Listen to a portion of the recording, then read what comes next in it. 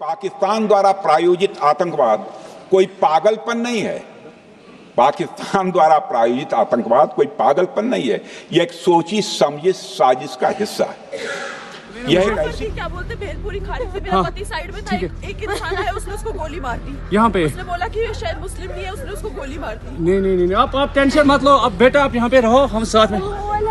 Madam ये जो भीड़ साहब है प्रेसिडेंट, आप टेंशन मत लो। मेरे पति का बच्चा लो। हम बचा देगा, कोई बात नहीं। बेहतर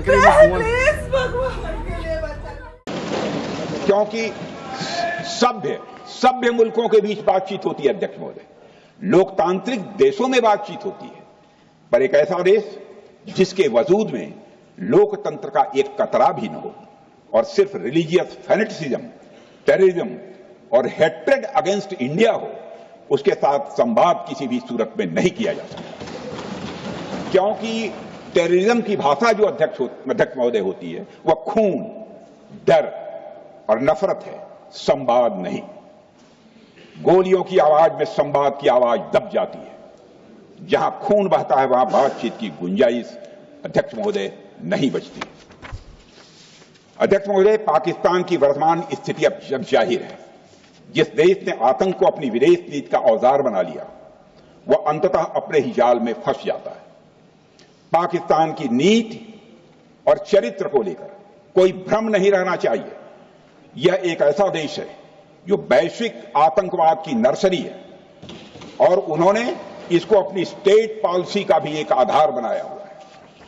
अध्यक्ष महोदय, ऑपरेशन सिंदूर के दौरान पूरी दुनिया ने देखा है कि पाकिस्तान में सरकार आतंकवादियों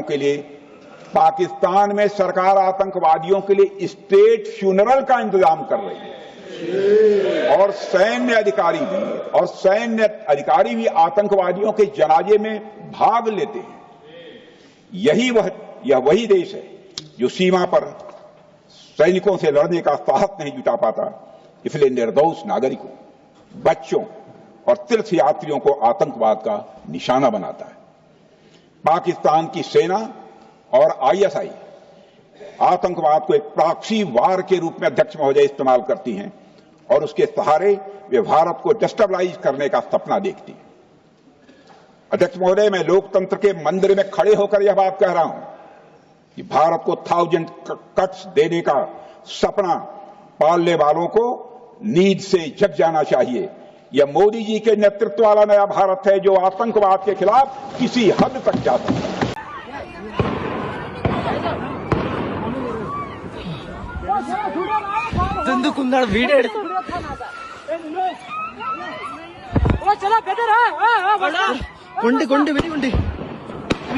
पाकिस्तान द्वारा प्रायोजित आतंकवाद कोई पागलपन नहीं है।